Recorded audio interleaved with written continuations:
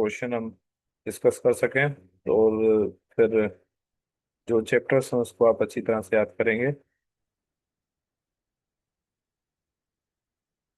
देखिए बेटा, ये पेपर का डिस्कशन थोड़ा चेंज है, क्योंकि आमतौर पे होता ही है कि टीचर एक्सप्लेन कर रहा है, बच्चे सुन रहे हैं, मगर इसमें आपकी भी इन्वॉल्वमेंट मैंने रखी है। इसके क्वेश्चन में किसी से भी कोई क्वेश्चन कह सकता हूँ पढ़ने के लिए, या कोई भी क्वेश्चन के हवाले से जवाब आपको देना है। ये नहीं कि आप इस लेक्चर में इन्वॉल्व नहीं हो। आपकी पार्टिसिपेशन जो है वो काफ़ी अहमियत इसमें रखती है। ठीक है।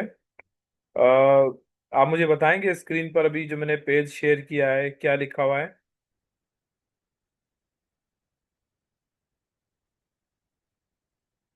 Sir, MCQ number 69. Which of the following reaction can be used for conversion of ethyl alcohol into acetaldehyde? Acetaldehyde.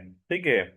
चलें, बहरहाल क्वेश्चन नंबर 69 है, और सवाल हमारे पास ये है कि कौन सा ऐसा प्रोसेस है जिसमें हम इथाइल अल्कोहल को एसिटाल्डिहाइड में कन्वर्ट कर सकते हैं। इस एमसीक्यू को मजीद आसान करें। We want to change alcohol into aldehyde. मैंने आपको ये वर्ड इक्वेशन लिखवाई है कि एल्डिहाइड को अल्कोहल जो है, अल्कोहल जब भी ऑक्सीडाइज होता है तो कन्वर्ट किस में होता है? एल्डिहाइड में। अब आप कहेंगे कि सर यहाँ पर ऑक्सीडेशन का तो कोई जिक्र है ही नहीं। ABCD, ऑक्सीडेशन की डेफिनेशन क्या है? Loss of electron. ठीक है, लॉस ऑफ हाइड्रोजन। आप देख सकते हैं बी में लिखा है डीहाइड्रोजिनेशन। डीहाइड्रोजिनेशन का मतलब भी क्या है? Loss of hydrogen. ये भी ऑक्सीडेशन ही है। ठीक है। अगर हम अल्कोहल में से हाइड्रोजन को लॉस कर दें तो उसकी सूरत में भी बनने वाला कंपाउंड जो है वो एल्डिहाइड ही होगा। तो 69 का करेक्ट आंसर आप मार्क करें, दैट इज बी, डीहाइड्रोजिनेशन। ठीक है। Next question number, question number 70 है। क्वेश्चन नंबर 70, देखें कितने स्टूडेंट प्रेजेंट हैं। जी, क्वेश्चन नंबर 70 आप पढ़ें, Amrita. Which of the following is formed when excess of ethyl alcohol is treated with concentrated sulfuric acid at a low temperature? अच्छा, देखिए अभी MCQs आपके पास है। जब भी आपको ऑर्गेनिक केमिस्ट्री का एमसीक्यूज मिलता है, स्पेशली जिसमें इक्वेशंस होती हैं, बहुत ध्यान से इसको सॉल्व करना है। बाकायदा उसकी इक्वेशन रफ पेज पे लिखनी है, और फिर डिसाइड करना है इसका आंसर क्या होगा। ठीक है। सवाल इसका ये है कि जब हम इथाइल अल्कोहल को रिएक्शन करते हैं ये कंसंट्रेटेड सल्फ्यूरिक एसिड के साथ, ठीक है, तो उस सूरत में बनने वाला कंपाउंड क्या होता है? मगर कंडीशन इसने ये बता दी है कि टेम्परेचर हमारे पास कम है, और अल्कोहल हमारे पास जो है वो एक्सेस अमाउंट में है। मैंने आपको बताया था कि अगर अल्कोहल में हम सल्फ्यूरिक एसिड ऐड करते हैं, और अगर टेम्परेचर हाई है तो बनने वाला कंपाउंड अल्कीन होता है। ठीक है। और अगर टेम्परेचर लो है तो बनने वाला कंपाउंड ईथर होता है। इसका मतलब इसका जवाब ए भी हो सकता है और बी भी हो सकता है, क्योंकि ए भी ईथर है और बी भी ईथर है। आप बताएंगे इन दोनों में से क्या सही होगा? शाबाश। इन दोनों में क्या सही होगा?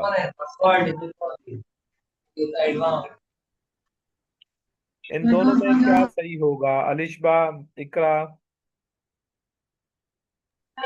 Sir, ethyl ether. Dimethyl ether, I think so. Dimethyl. Sir, अच्छा, मैं चाहूंगा आप इसकी इक्वेशन अपनी कॉपी में खुद लिखो। आप एक मालिक्यूल लिखो इथाइल अल्कोहल का, फिर नीचे दूसरा मालिक्यूल भी लिखो इथाइल अल्कोहल का। इन दोनों मालिक्यूल में से एक का H और दूसरे का OH इलिमिनेट कर दो, वाटर होगा। ठीक है। अच्छा, जब वाटर इलिमिनेट हो जाएगा तो दो इथाइल ग्रुप एक ऑक्सीजन से जुड़ेंगे। इसका जवाब होगा डाई इथाइल ईथर। ठीक है। 70 का करेक्ट आंसर बनेगा ए। अंडरलाइन कर लें सब आप। 70 का करेक्ट आंसर क्या होगा? ए। नेक्स्ट क्वेश्चन नंबर 71 है। बेटा आप पढ़ें यूसेट। क्वेश्चन नंबर 71 क्या लिखा हुआ है? which of the following will give iodoform reaction on the treatment with an sodium carbonate? And iodine. I2 लिखा हुआ है, ये उसको सबस्क्रिप्ट फॉर्म में सही नहीं लिखा, I2 आयोडीन। ठीक है। अच्छा, अब ये एक इक्वेशन है आपकी बुक में से। मैं चाहता हूं कि आप जब पेपर डिस्कस हो तो आपके सामने आपकी बुक जो है इंटर की होनी चाहिए। ठीक है, आपकी बुक के अंदर एक टॉपिक है कीटोन का, एल्डिहाइड एंड कीटोन। ठीक है, एल्डिहाइड और कीटोन का चैप्टर आप ओपन करें, चैप्टर नंबर 8 है। और इसमें जो कीटोन का टॉपिक है कि कीटोन जब सोडियम कार्बोनेट और आयोडीन से रिएक्ट करता है, ठीक है, तो उस सूरत में जो टेस्ट देता है उस टेस्ट को नाम देते हैं आयोडोफार्म। अब इन चारों में कीटोन कौन सा है?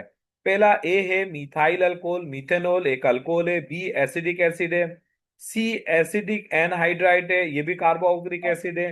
डी जो है वो एसीटोन है। तो 71 का करेक्ट आंसर जो होगा वो एसीटोन होगा। ठीक है, नेक्स्ट क्वेश्चन नंबर 72 है। अलिशवा आप पढ़ें question number 72। Which of the following is formed when formaldehyde is treated with oxidizing mixture of sulfuric acid plus K2 proton oxygen? अच्छा, जैसे आपको मैंने बताया कि अल्कोहल ऑक्सीडाइज होता है तो एल्डिहाइड बनाता है, और अगर एल्डिहाइड ऑक्सीडाइज होता है तो कार्बोक्सिलिक एसिड प्रोड्यूस करता है। मेरे ख्याल में अब तो आपको जवाब दे देने चाहिए। Which one is correct, A B C या D? Methanoic acid. Methanoic Methanoic acid. acid. शाबाश, इसका करेक्ट आंसर होगा मीथेनोइक एसिड। बिकॉज फॉर्मल्डिहाइड एक कार्बन का एल्डिहाइड है, तो एसिड भी जो प्रोड्यूस होगा बेटा वो एक ही कार्बन का होगा, that is methanoic acid. Next question number 73 है, dry distillation of which of the following can be done to produce acetone? ठीक है, कौन सा इसमें ड्राई डिस्टिलेशन जो है वो एसीटोन प्रोड्यूस करेगा? ठीक है, एसीटोन की फॉर्मेशन होगी। चार ऑप्शन है इसके अगेंस्ट हमारे पास।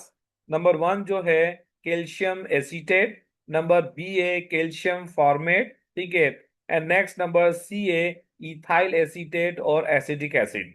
इसका करेक्ट आंसर होगा कैल्शियम एसीटेट, क्योंकि जब कैल्शियम एसीटेट, एक कैल्शियम के साथ दो एसीटेट ग्रुप आएंगे, CH3COO CH3COO। ठीक है, इस पूरे मॉलिक्यूल में से एसीटोन बनेगा।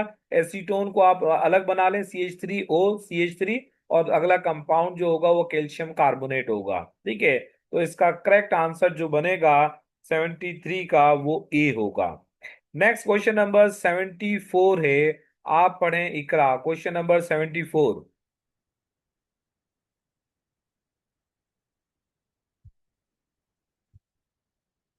जी, क्लास में इकरा प्रेजेंट है? नहीं है। अच्छा, आप पढ़ें बेटा, गोरी आप पढ़ें question number 74। The elimination between alkyl halides and strong base take place by two mechanisms, E1 and E2. How many steps are involved in each one of these? 74, अब आपके पास एमसीक्यूज आपने देखा है, the elimination reaction between alkyl halide and strong base. अच्छा, जब भी बात strong base की आती है तो आप समझ लें, आपके पास आप अपना दिमाग बना लें, सोडियम हाइड्रोक्साइड है या पोटेशियम हाइड्रोक्साइड है, एलिमिनेशन रिएक्शन हो रहा है, takes place by two steps mechanism. ठीक है, E1 and E2, how many steps of involve in each of these?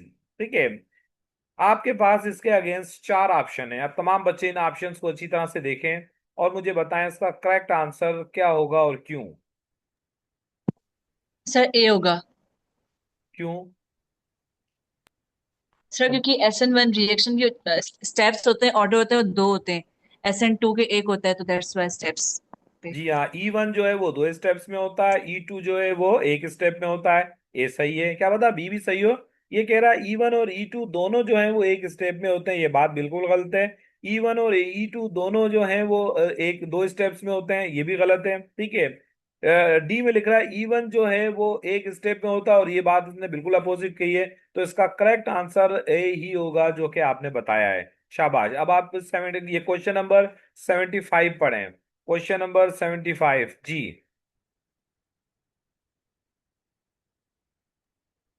Which of the following is an example tertiary alkyl halide?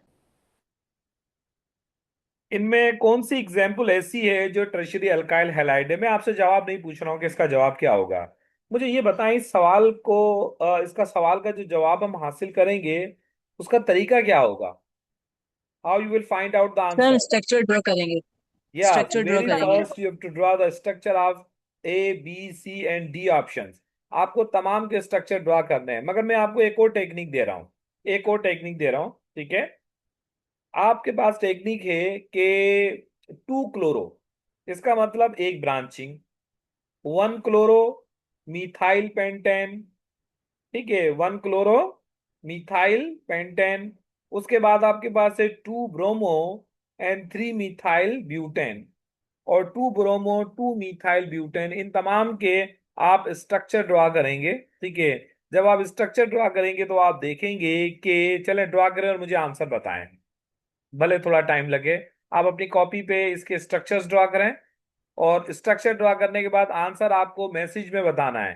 कोई भी answer voice में नहीं बताएगा, बल्कि आंसर आपके में ये मेरे पास आने चाहिए, ताकि मुझे पता लगे कि आप इसके करेक्ट आंसर तक पहुंच पाते हैं या नहीं।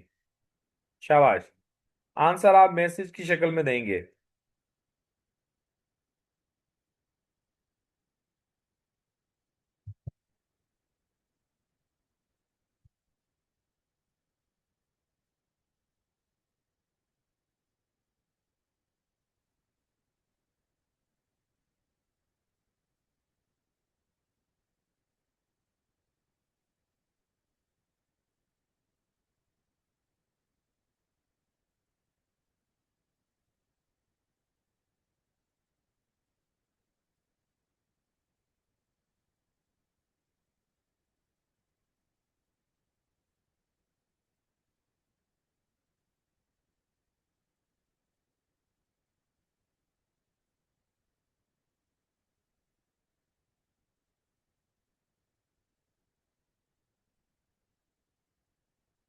यूसैद ने आंसर दे दिया है। आंसर में आंसर आखिरी में डिस्कस करूंगा, और ये भी बताऊंगा कि किस बच्चे का आंसर करेक्ट था। शाबाश।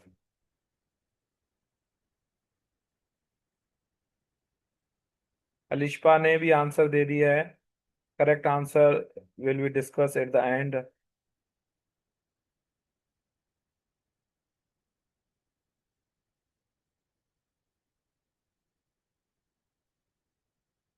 शाबाश, जल्दी से, ताकि हम क्लास को कंटिन्यू करें।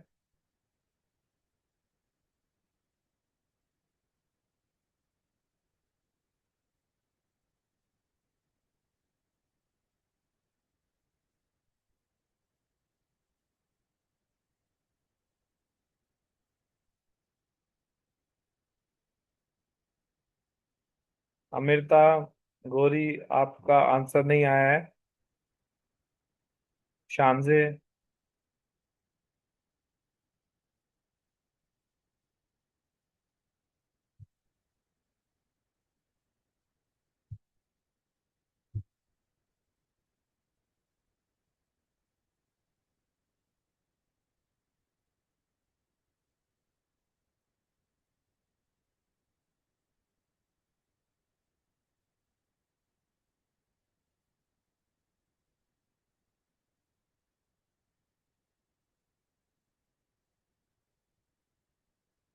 जी बेटा, तकरीबन बच्चों ने आंसर दे दिया है। इसका करेक्ट आंसर है डी, ठीक है। अलिशबा, आपका भी आंसर सही है, और गोरी आपका भी आंसर ठीक है, और बाकी अभी तक आंसर मेरे पास जो आए हैं उसके मुताबिक कुछ बच्चों ने आंसर कुछ और दिए हैं, तो वो देख लेना कहाँ उनसे गलती हुई है। इसका करेक्ट आंसर है डी, ठीक है। नेक्स्ट क्वेश्चन नंबर 75 है। बेटा आप पढ़ें Alishba, question number 75। Which of the following is an example of tertiary alkyl halide? अच्छा, ये तो हमने डिस्कस कर लिया। 76 पढ़ें आप। Radius of first orbit of hydrogen is 0.53 angstrom, which orbit has radius of 4.77 angstrom.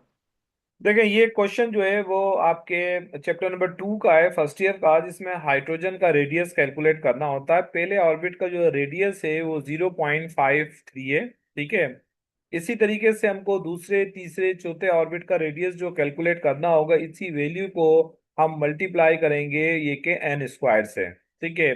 जब हम एन स्क्वायर से, एन का मतलब है कौन से ऑर्बिट का, पहले का, दूसरे का, तीसरे का, ये तीसरे ऑर्बिट की बात कर रहा है। जब 3 से इसको हम 3 का स्क्वायर लेके इसको मल्टीप्लाई करेंगे, तो हमारे पास का जो करेक्ट आंसर आएगा 76 का, वो होगा सी। ठीक है, मतलब ये जो हमारे पास रेडियस दिया गया है 4.77, ये तीसरे ऑर्बिट। कब आप कहेंगे सर हमको कैसे पता लगेगा? पहले आप 0.53 को मल्टीप्लाई करेंगे एन स्क्वायर, एन स्क्वायर की वैल्यू रखोगे बेटा 1। ठीक है, फिर देखोगे कि आंसर आता है क्या, 4.7 आया? नहीं।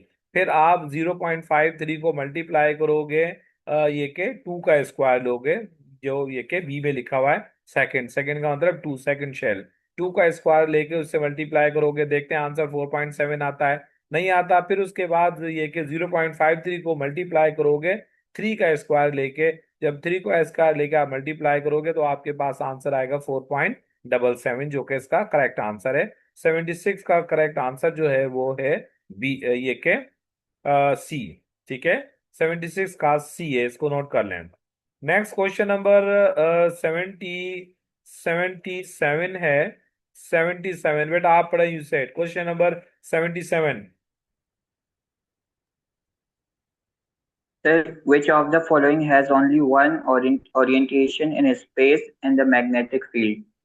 आपके पास 4 ऑर्बिटल्स हैं, पी, एस, डी और एफ। इनमें कौन सा ऑर्बिटल ऐसा है कि जिसका सिर्फ एक ही ओरिएंटेशन है, एक से ज्यादा नहीं है?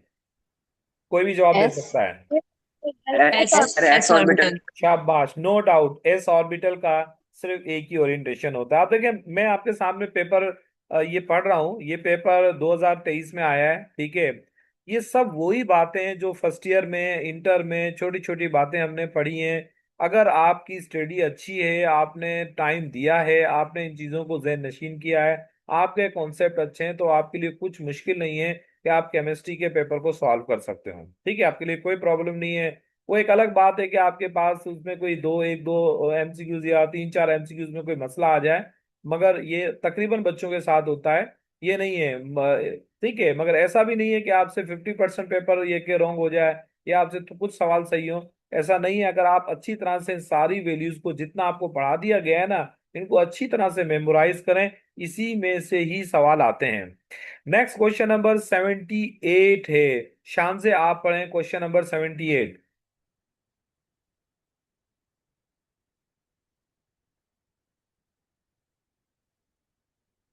शान से क्लास में है? जी बेटा What is आप। the mass of one proton? What is the mass of one proton? अच्छा, एक प्रोटॉन का आपको मास बताना है। अब मुख्तलिफ यहाँ पर सब एटॉमिक पार्टिकल्स हैं, उनको कंपेयर करते हुए। ठीक है, एक प्रोटॉन का मास इक्वल होता है 1836 टाइम देन इलेक्ट्रॉन। ठीक है, यानी कि इलेक्ट्रॉन जो है वो 1836 टाइम हो तो प्रोटॉन उसके बराबर होता है। ये इक्वल होता है पॉजिट्रॉन के, ये इक्वल होता है इलेक्ट्रॉन के, ये इक्वल होता है to 1836 time neutron. Which one is the correct answer? Sir, A correct है। Sir, A, D. A correct है। ए, आप में से A जिन correct है। इक्वल बच्चों टू ने ए। ये बोला है यही आंसर सही है, क्योंकि प्रोटॉन जो है वो इलेक्ट्रॉन से 1836 गुना ज्यादा भारी होता है, या 1836 टाइम उसके बराबर होता है, जैसे भी इसको हम कहें। इसका करेक्ट आंसर होगा ए। ठीक है, 78। नेक्स्ट क्वेश्चन नंबर 79 है। Question number 79, which of the following is different in N? N पे चार्ज है प्लस जेड, इसका एटॉमिक नंबर दिया है 11। मैग्नीशियम पे चार्ज है +2, इसका एटॉमिक नंबर दिया है 12। और एल्यूमिनियम पे चार्ज है +3, इसका एटॉमिक नंबर दिया है हमारे सामने 13। ठीक है, इसका करेक्ट आंसर क्या है? Which of the following is different? इन तीनों में क्या चीज मुख्तलिफ है? क्या number of shell, Number of क्या number of number of electrons. Shell मुख्तलिफ हैं? number of protons. यही सही जवाब है, शाबाश। Number of Number of proton protons. Different है, इलेक्ट्रॉन तीनों में बराबर है। तीनों में इलेक्ट्रॉन 10 हैं। सोडियम में भी 10 इलेक्ट्रॉन है, क्योंकि 11 थे, एक लूज कर दिए। मैग्नीशियम में भी 10 इलेक्ट्रॉन है, 12 थे, 2 लूज कर दिए। एल्यूमिनियम में भी 10 इलेक्ट्रॉन है, 13 थे, 3 लूज कर दिए। तो बेटा इलेक्ट्रॉन तो इनमें सेम है, और ये सारे एक ही रो में होते हैं, तो इनमें शेल भी सेम है। ठीक है, इलेक्ट्रॉनिक कॉन्फ़िगरेशन भी इनकी सेम है। डिफरेंट चीज क्या है, इनमें नंबर ऑफ प्रोटॉन। जिस बच्चे ने ये जवाब ये के दिया है उसका आंसर बिल्कुल करेक्ट है, 79 का करेक्ट आंसर होगा डी। शाबाश। नेक्स्ट क्वेश्चन नंबर 80 है, व्हाट इज द आयुर्वेदिक नेम ऑफ स्टेरिक एसिड। ठीक है, आपको आयुर्वेदिक नेम बताना है स्टेरिक एसिड का, क्वेश्चन नंबर 80। ठीक है, क्वेश्चन नंबर 80, और इसका जवाब है ऑक्टा ये के डाइओनिक एसिड। ठीक है, मतलब ये के टोटल 18 कार्बन का ये कार्बो ऑक्सिलिक एसिड होता है, जिसको स्टेरिक एसिड का नाम देते हैं। आपकी बुक के अंदर जो कार्बोक्सिलिक एसिड हमने पढ़े हैं, और कार्बोक्सिलिक एसिड का जो चैप्टर इसके आखिरी पेज पे ये फार्मूला लिखा हुआ है। नेक्स्ट क्वेश्चन नंबर 81 है, क्वेश्चन नंबर 81 बेटा आप पढ़ें गोरी।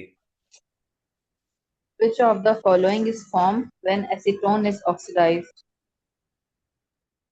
ये सवाल हमने 2024 के पेपर में भी पढ़ा था।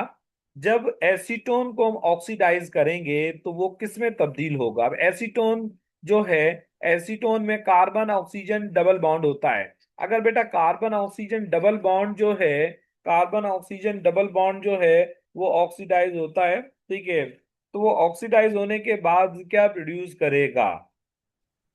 इसका इथेनॉइक करेक्ट एसिड।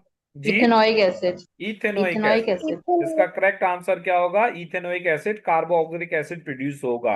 शाबाश। नेक्स्ट क्वेश्चन नंबर 82 है, व्हाट इज द आयुर्वेदिक name of A B dimethyl valeric acid. अच्छा, अब इसको सॉल्व करने के लिए आपको जरूरत पड़ेगी इंटर की बुक में चैप्टर नंबर 9 में कार्बोक्सिलिक एसिड। ठीक है, कार्बोक्सिलिक एसिड जिसमें मैंने आखिरी क्लास ली थी, आपको याद हो एकेडमी पे, तो मैंने आपसे ये कहा था कि कार्बोक्सिलिक एसिड जो है, इसमें ये कार्बोक्सिलिक एसिड याद कर लेना, एक कार्बन का फॉर्मिक एसिड होता है, दो कार्बन का एसिडिक एसिड होता है। ठीक है, तो इसी तरीके से ए बी का मतलब होता है 1 2 आप कह सकते हैं। ठीक है, 1 2 आप इसको कह सकते हैं, यहाँ पर लिखा ए बी। ठीक है, या अल्फा बीटा भी हम नाम ये देते हैं, जो दो पोजीशन होती है। तो उसके मुताबिक जो है आयुर्वेदिक नेम क्या होगा वेलेरिक एसिड का, क्वेश्चन नंबर 82 है।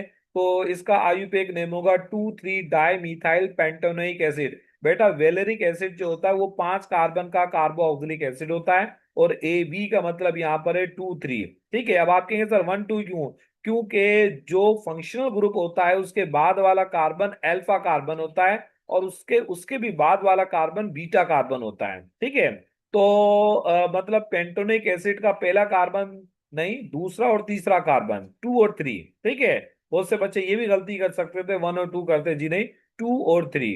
और 1 पे तो वैसे भी अंडरस्टूड सी बात है, कोई फंक्शनल ग्रुप अटैच ही नहीं हो सकता, carbon oxygen double covalent bond है, 2 पे अटैच होगा। तो 82 का करेक्ट आंसर जो होगा वो डी होगा। ठीक है, नेक्स्ट क्वेश्चन नंबर 83 है, अमृता आप पढ़ें question number 83। What volume of oxygen at STP required to burn 500 dm cube of ethene? अच्छा, ये जो क्वेश्चन है इसको सॉल्व करने के लिए आप स्टूडेंट के पास स्टैचोमेट्री, अभी ये स्टैचोमेट्री का सवाल आपके पास आ गया। ठीक है, और रिएक्शन आपको लिखना है इथीन और ऑक्सीजन का। जब इथीन ऑक्सीडाइज होता है, ठीक है, तो ये ऑक्सीडाइज होता है तो वो कार्बन डाइऑक्साइड और वाटर प्रोड्यूस करता है। ठीक है, इथीन और ऑक्सीजन के दरमियान में ये एक रिलेशनशिप है। इसको सामने रखते हुए आप देखेंगे कि अगर हमारे पास आपको वॉल्यूम बताना है ऑक्सीजन का कि कितना ऑक्सीजन का वॉल्यूम होगा। ठीक है, ये के बर्न करने के लिए 50 डेसीमीटर क्यूब ऑफ इथीन। अगर 1 मोल इथीन है, 1 मोल हमारे पास इथीन है, तो 3 मोल ऑक्सीजन है। ठीक है, अगर 1 मोल 5 डेसीमीटर क्यूब है इथीन के, तो ऑक्सीजन के कितने मोल हैं, 3। तो 500 को बेटा 3 से मल्टीप्लाई करेंगे, और इसका जो करेक्ट आंसर होगा 1500 होगा। ठीक है, अब आप कहेंगे सर ये इक्वेशन हम कैसे बनाएंगे। आप सबसे पहले इथीन का फार्मूला लिखें, C2H4 plus O2 is equal to CO2 plus H2O। उसके बाद इस इक्वेशन को बैलेंस करें। अब ये बैलेंसिंग कहां से आई, ये बैलेंसिंग आपकी 9 मैट्रिक में आपको सिखा दी गई है। ठीक है, फर्स्ट ईयर में भी बैलेंस करने के बाद आपको सॉल्व करना है, क्योंकि फर्स्ट ईयर में स्टैचोमेट्री में आपको इक्वेशन दी जाती है, मगर एंटी टेस्ट में नहीं देंगे, क्योंकि वो अज्यूम करते हैं कि you are able to write down the ये के बैलेंस केमिकल इक्वेशन। ठीक है, अदरवाइज ये इक्वेशन अगर आपको याद नहीं है या बनानी भी नहीं आती, तो इंटर में चैप्टर नंबर जो हमने 5 पढ़ा है अल्कीन का, उसमें भी ये इक्वेशन वहां पर दी गई है, तो बैलेंस इक्वेशन आप वहां से भी देख सकते हैं। ठीक है, तो 83 का करेक्ट आंसर होगा सी। नेक्स्ट क्वेश्चन नंबर 84 है, अलिशबा आप पढ़ें question number 84। Valence shell electronic configuration of an element in S4S2 4p1, to which group does the element belong? आप बताएंगे ये इलेक्ट्रॉनिक कॉन्फ़िगरेशन से हमको कौन से ग्रुप का पता चल रहा है कि वो जो अननोन एलिमेंट है वो ट्रांजिशन एलिमेंट फर्स्ट बी या थर्ड बी का है, या फर्स्ट ए का है, या थर्ड ए का है। फर्स्ट ए का है। अब सुन ले मेरी बात तमाम बच्चे, एक बहुत अहम आपको टेक्निक दे रहा हूं यहां पर। अगर किसी के आखिरी शेल में एक इलेक्ट्रॉन है तो वो पहले ग्रुप में है, अगर किसी के आखिरी शेल में 2 इलेक्ट्रॉन है तो दूसरे ग्रुप में है, अगर किसी के आखिरी शेल में 7 इलेक्ट्रॉन है तो सातवें ग्रुप में है। अच्छा, बच्चे क्या गलती करते हैं, वो सिर्फ इसको अंडरलाइन करते हैं। बेटा देखो, ये तो पी ऑर्बिटल है, मगर ये 4 और ये भी 4। आखिरी शेल कौन सा है, चौथा शेल है, 4 और 4। इसका मतलब इन दोनों के इलेक्ट्रॉन जमा होंगे। ठीक है, तो 4s में 2 और 4p में 1, 2 और 1 कितने हो गए, 3। आखिरी शेल में कितने इलेक्ट्रॉन हो गए, 3। आप बच्चे समझते हैं आखिरी शेल में तो एक ही है, आखिरी शेल में 3 इलेक्ट्रॉन है। अगर 3 इलेक्ट्रॉन है तो इसका करेक्ट आंसर क्या होगा, डी। ठीक है, थर्ड ए। आखिरी शेल में, मैं क्या बोल रहा हूं, आखिरी ऑर्बिटल में नहीं बोला है, आखिरी शेल। हाँ, अगर ये 4 होता और ये 3 होता तो आप सिर्फ फिर इसी के काउंट करते हैं, मगर ये भी 4 है और ये भी 4 है, तो 4 में हमारे पास 2 ऑर्बिटल है, एस और पी। दोनों के इलेक्ट्रॉनों को टोटल करेंगे जो कि 3 बनते हैं, तो 84 का करेक्ट जो आंसर होगा वो ये के डी होगा। ठीक है, अच्छा, नेक्स्ट क्वेश्चन नंबर है 85 जी। 85 आप पढ़ें यूसेफ, क्वेश्चन नंबर 85।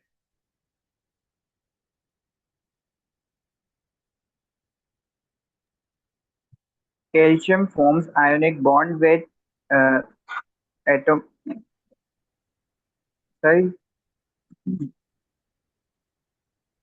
ये हमारे सामने 2 एलिमेंट दे रहा है, एक एलिमेंट का तो नाम बता दिया है कैल्शियम, जिसका एटॉमिक नंबर है 20, आप जानते भी हैं। दूसरा एक अननोन एलिमेंट है जिसके बारे में नहीं बता रहा, इसका एटॉमिक नंबर है 17। वैसे आपको पता है कि 17 एटॉमिक नंबर क्लोरीन का ये मॉडर्न पीरियोडिक टेबल में। What is the chemical formula of calcium chloride. बहुत आसान, यानी इन तमाम एमसीयूज में सबसे आसान सवाल है। आपको कैल्शियम क्लोराइड का फार्मूला बताना, आप वैसे भी बता सकते हैं, मगर अदरवाइज इसने आपको डेटा दे दिया है। ठीक है, आप इलेक्ट्रॉनिक कॉन्फ़िगरेशन लिखेंगे जिससे पता चलेगा कि कैल्शियम के आखिरी शेल में दो इलेक्ट्रॉन है, और क्लोरीन के आखिरी शेल में 7 इलेक्ट्रॉन है, मतलब कैल्शियम 2 लूज करेगा तो क्लोरीन 1 इलेक्ट्रॉन गेन करेगा। ठीक है, तो इनके बीच में करेक्ट फार्मूला क्या होगा, कोई बताएगा मुझे। 85 का डी। करेक्ट आंसर क्या होगा, सर डी करेक्ट होगा, Ca2Cl। ए, बी, सी या डी। डी। और मुझे बताएं स्टूडेंट। बी। शाबाश, करेक्ट आंसर इसका Incorrect. कैल्शियम क्लोराइड बी ही होगा, CaCl2।